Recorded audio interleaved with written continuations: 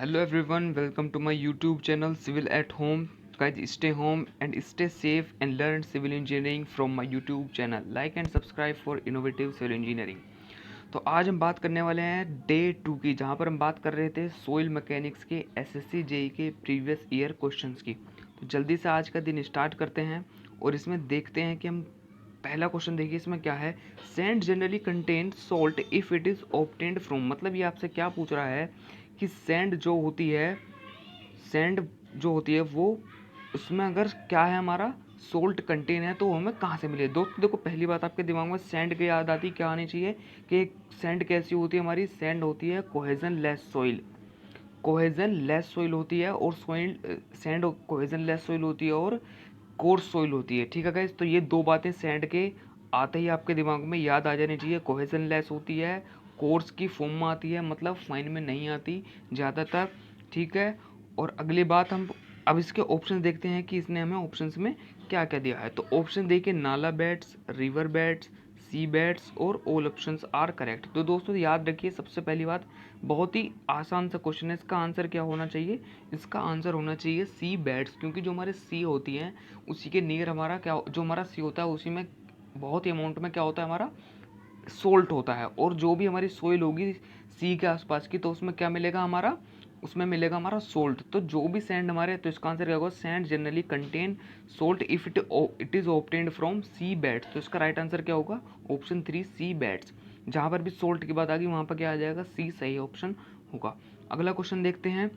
अगला क्वेश्चन क्या पूछ रहा है कि pick up the correct statement from the following. ये क्वेश्चन कहाँ आए हुए हैं? हमारे 2016 में आए हुए हैं। जहाँ पर ये पेपर हेल्ड कब हुआ था? ये हुआ था 2 मार्च में, हुआ था 2017 आफ्टरनून शिफ्ट में।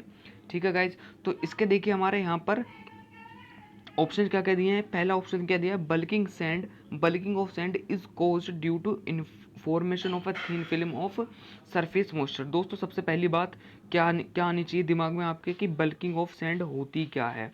तो दोस्तों बल्किंग ऑफ सैंड का मैं आपको प्रोसीजर बता दे रहा हूँ बहुत ही ब्रीफ में। बल्किंग ऑफ सैंड क्या होता है? जब भी हमारी कोई मॉइस्ट सोइल होती है, ऊपर उसका सरफेस क्या होता है?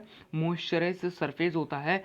ठीक है, अगर हम उसको खोदते हैं, मतलब उसको सॉल्व करने हैं और उसको फिर से फिल कर देते हैं, तो उसका जो वॉल्यूम होता है वो इंक्रीज हो जाता है। और जो वो इंक्रीज होता है वॉल्यूम में, उसे हम क्या कहते हैं? Bulking of sand. तो इसका मतलब मैंने अभी आपको क्या बताया था? सरफेस मॉइस्चर, जहाँ पर हमारा सरफेस में क्या होगी? मॉइस्चर प्रेजेंट होगी। तो ये हमारा स्टेटमेंट कैसा है?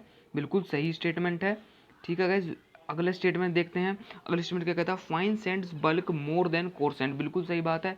जो भी हमारे फाइन सैंड होंगी, जो हमारे फाइन पार्टिकल होंगे, वो जल्दी जल्दी बल्क हो जाएंगे, मतलब वो जल्दी जल्दी उभरना स्टार्ट हो जाएंगे, जल्दी जल्दी उनका वॉल्यूम स्क्रीन हो जाता इंक्रीज हो जाता है as compared to coarse sand. ठीक है, कोर्स के जो पार्टिकल होते हैं वो ज़्यादा बड़े होते हैं, इनका वॉल्यूम इतनी जल्दी इंक्रीज नहीं हो पाता। तो ये बात बिल्कुल सही है। Fine Sands bulk more than coarse aggregate, ये हमारा ऑप्शन भी बिल्कुल सही है। अगली बात क्या है? With 10% moisture content by weight of the bulking of sand is increase by 50%, ये भी हमारा सही ऑप्शन है। तो दोस्तों इसका लास्ट आंसर, इसका ऑप्शन क्या होगा? All options are correct. ठीक है दोस्तों, अगला क्वेश्चन हम देखते हैं।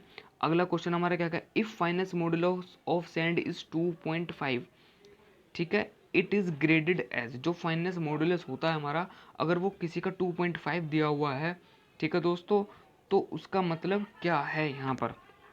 वो किस टाइप की सोइल है? तो यहाँ पर आंसर इसके देख लीजिए, ऑप्शन क्या क्या दिए हैं? Very fine sand, medium sand और कोर सैंड। तो इसका जो ऑप्शन होगा थर्ड क्वेश्चन का, वो आंसर क्या होगा? फाइन सैंड होगा यहाँ पर। ठीक है दोस्तों, अगला क्वेश्चन हम देखते हैं। विच of the following is responsible for the formation of residual soil. दोस्तों मैं आपको बता रहा हूँ, मैंने एसएससी जेईई के लेक्चर्स भी स्टार्ट किए हैं, उनका लिंक मैंने डिस्क्रिप्शन में दे दिया है। और मैं आपको बता दूं कि मैंने बिल्डिंग मटेरियल्स के भी डेली 10 क्वेश्चंस की सीरीज स्टार्ट की है, प्रीवियस ईयर क्वेश्चंस की। आप उसे भी मेरे लिंक में, उसका लिंक डिस्क्रिप्शन में जाकर आप उसे भी देख सकते हैं। और चैनल को लाइक और सब्सक्राइब करना बिल्कुल ना भूलें दोस्तों। तो अगला क्वेश्चन देख लीजिए क्या है। इसमें पूछ रहा था विच of the following is responsible for the formation of residual soil. तो हमारी सबसे पहली बात क्या होगी? रेजिडुअल सॉइल सुनते ही दिमाग में क्या आना चाहिए कि रेजिडुअल सॉइल होती क्या है। तो दोस्तों मैं आपको बता दे रहा हूँ रेजिडुअल सॉइल क्या होती है। रेजिडुअल सॉइल वो होती है जब वो अपनी पेरेंट रॉक पर, जहाँ पर उसका फॉर्मेशन होता है, अगर वो सॉइल फॉर्म होने के बाद उसी पेरेंट रॉक पर रह जाती है, उसी पेरेंट रॉक पर डिपॉजिट हो जाती है, तो उस टाइप की सॉइल को हम क्या कहते हैं? Residual soil. ये दो टाइप की होती हैं, एक रेजिडुअल होती है और एक होती है ट्रांसपोर्टेड सोइल। तो दोस्तों ट्रांसपोर्टेड सोइल क्या होती है? ट्रांसपोर्टेड सोइल वो होती है जो हमारी पेरेंट रॉक पर फॉर्म होने के बाद कहीं और ट्रांसफॉर्म होकर कहीं और जाकर डिपॉजिट होती है, तो उसे कहते हैं ट्रांसपोर्टेड सोइल। तो इसका ऑप्शन क्या है? किसकी वजह से होती है? Glacier soil. ये किसकी वजह से होती है? ग्लेशियर्स की वजह से नहीं होती, वाटर की वजह से भी नहीं होती, विंड की वजह से भी नहीं होती, नन ऑफ दीज। तो इसका आंसर दोस्तों क्या होगा? None of these, question number 4 का। तो हम अब आगे बढ़ते हैं अपने क्वेश्चन नंबर 5 की तरफ।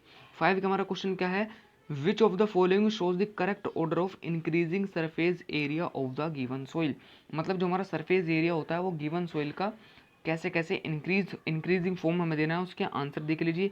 ये वाले क्वेश्चन कब आया? ये आया था क्वेश्चन 2018 में, जो हमारा पेपर हुआ था 22 जनवरी ऑफ 2018 मॉर्निंग शिफ्ट में। तो दोस्तों इसमें देख लीजिए, इसमें पूछना चाह रहा है कि वो क्या पूछ रहा है आपसे? इंक्रीजिंग सरफेस एरिया पूछ रहा है वो आपसे, ठीक है। सबसे ज़्यादा इंक्रीजिंग एरिया, सबसे दोस्तों में सबसे पहले जो ऑप्शन है हमारा, ऑप्शन हमें स्मार्टली लगाने होते हैं। हमें यहाँ पर क्या याद होना चाहिए? जो सबसे ज़्यादा सरफेस एरिया होता है वो किनका होता है? कोलाइड्स का सबसे ज़्यादा सरफेस एरिया होता है। तो यहाँ पर हमारे पास सिर्फ 2 ही ऑप्शन है जिनमें क्या है? सरफेस एरिया कोलाइड्स का सबसे ज़्यादा दिखाया गया है, ठीक है दोस्तों, इंक्रीजिंग फॉर्म में है, ठीक है। ये हमारे पास 2 ही ऑप्शन ऐसे हैं। तो इसके बाद देखते हैं, उसके बाद आती है क्ले। क्ले के पार्टिकल क्या होते हैं? उससे कोलाइड से थोड़े छोटे होते हैं, ठीक है। उसके बाद किसके पार्टिकल आते हैं? सिल्ट के, फिर आते हैं सैंड के। तो इसका जो राइट आंसर होगा वो दोस्तों क्या होगा? इसका राइट आंसर होगा ऑप्शन नंबर 3। पहले सबसे बड़े इंक्रीजिंग फॉर्म में सबसे ज़्यादा जो हमारा सरफेस एरिया वो होता है वो किसका होता है? कोलाइड्स का। नोट करके इस बात को याद रख लीजिए। उसके बाद किसका होता है? क्ले का। उसके बाद सिल्ट का, फिर लास्ट में जाकर सैंड का। मतलब सैंड का सबसे कम सरफेस एरिया होता है, ठीक है दोस्तों। अगला क्वेश्चन हम देखते हैं क्या है। अगला क्वेश्चन दिया है, what is the assumptions made about back of wall in Rankine's theory of earth pressure. ये क्वेश्चन भी कब पूछा गया था? 2018 मॉर्निंग शिफ्ट में, ठीक है दोस्तों। तो इसमें क्या है? उन्हें जो हमारा रैंकाइंस थ्योरी होती है अर्थ प्रेशर की, मैंने आपको जैसे बताया कि मैं सोइल मैकेनिक्स के मैंने लेक्चर स्टार्ट किए हैं।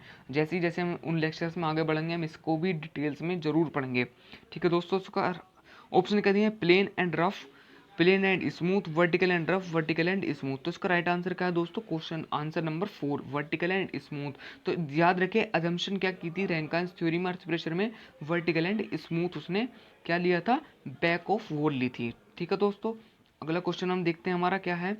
विच of the following statement is correct about the stream line and equipotential line.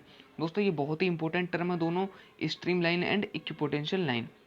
तो इनके ऑप्शन देखिए क्या क्या क्या दिए हैं।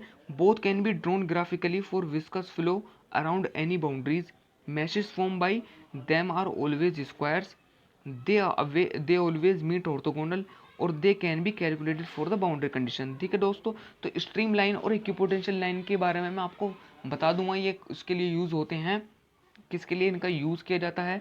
ये डैम के लिए यूज़ होते हैं जब हमारा डैम कंस्ट्रक्शन होता है। इस तो आप सिर्फ इतना याद रखिए, जो हमारी इक्विपोटेंशियल लाइन होती हैं और स्ट्रीम लाइंस होती हैं, कुछ इस तरीके का उसका डायग्राम होता है दोस्तों। थोड़ा सा आपको आइडिया दे देता हूँ, इस तरीके का उसका कुछ डायग्राम होता है। इसकी जो यहाँ पर इन्होंने कहा है कि ऑलवेज स्क्वायर फॉर्म बिल्कुल नहीं होता, वो रेक्टेंगुलर फॉर्म में भी हो सकती हैं, ठीक है दोस्तों। स्क्वायर फॉर्म में भी हो सकती हैं, किसी भी फॉर्म में भी हो सकती हैं, ठीक है। तो इसका जो राइट आंसर है यहाँ पर वो क्या है? Always meet orthogonally. जैसे मैंने आपको इसका बताया था कुछ इस तरीके से होती हैं। तो ये जो हमारी कट हो रही हैं वो किस फॉर्म में मीट, किस फॉर्म में हो रही हैं? ऑर्थोगोनली वो मीट हो रही हैं, ठीक है दोस्तों। अगला क्वेश्चन देखते हैं। 8th क्वेश्चन क्या है कि अ foundation rest on which of the following. जो हमारी फाउंडेशन होती है वो किसके ऊपर रेस्ट होती है? ये क्वेश्चन पूछा गया था 2018 में, ठीक है। तो इसका भी क्या है? बेस ऑफ द फाउंडेशन, सब ग्रेड, फाउंडेशन सोइल, बोथ सब ग्रेड एंड फाउंडेशन सोइल। तो इसका जो दोस्तों बिल्कुल सीधी बात हम सबको पता होती है, जो हमारी फाउंडेशन होती है वो किसके ऊपर होती है? जो हमारा सब ग्रेड होता है, और जो हमारी फाउंडेशन सोइल होती है उसके ऊपर ही रेस्ट होती है, ठीक है दोस्तों। 9th क्वेश्चन देखते हैं हमारा क्या है। Bulking of sand occurs in moisture content of. बहुत ही अच्छा, जैसे मैंने अभी आपको बताया था बल्किंग ऑफ सैंड क्या होती है, ठीक है दोस्तों। अब ये पूछ रहा है कि मैक्स कब होती है बल्किंग ऑफ सैंड अगर मॉइस्चर कंटेंट मिनिमम, जब हमारा मॉइस्चर कंटेंट 5% होता है तो क्या होता है? हमारा बल्किंग ऑफ सैंड अकर होना स्टार्ट हो जाती है। इसकी जो मैक्सिमम होती है वो शायद 7.5% पर शायद मैक्सिमम बल्किंग होती है। कंफर्म नहीं है मुझे, लेकिन फिर भी आपको एक आइडिया दे देता हूँ मैं, ठीक है दोस्तों। तो इसका राइट आंसर क्या है? 5% पे हमारी बल्किंग ऑफ सैंड स्टार्ट हो जाती है। आखिरी और 10th क्वेश्चन हमारा जो पूछा गया है वो क्या है? For which of the following soil plasticity index is maximum. ये पूछ रहा है आपसे कि जो प्लास्टिसिटी इंडेक्स होती है वो किसके लिए मैक्सिमम होती है हमारी। तो यहाँ पर देख लीजिए, क्ले के लिए होती है, कोबल्स के लिए होती है, ग्रेवल के लिए होती है, सिल्ट के लिए होती है। तो सबको पता है प्लास्टिसिटी की जो सबसे ज़्यादा प्रॉपर्टीज होती हैं वो किसके अंदर होती हैं, क्ले के अंदर। तो इसका ऑप्शन क्या होगा, राइट आंसर क्या होगा दोस्तों, clay. Thank you for watching guys. आप मेरे सभी लेक्चर्स को फॉलो करिए किसी भी एग्जाम्स के लिए। मैं अपने लेक्चर्स मेड इजी के और IAS मास्टर के नोट से दे रहा हूँ। तो दोस्तों चैनल को सब्सक्राइब करना बिल्कुल ना भूलिए, और आपको कोई भी फीडबैक हो आप मुझे मेल ID पर कर सकते हैं, या फिर आप मुझे कमेंट बॉक्स में लिखकर ज़रूर बता सकते हैं।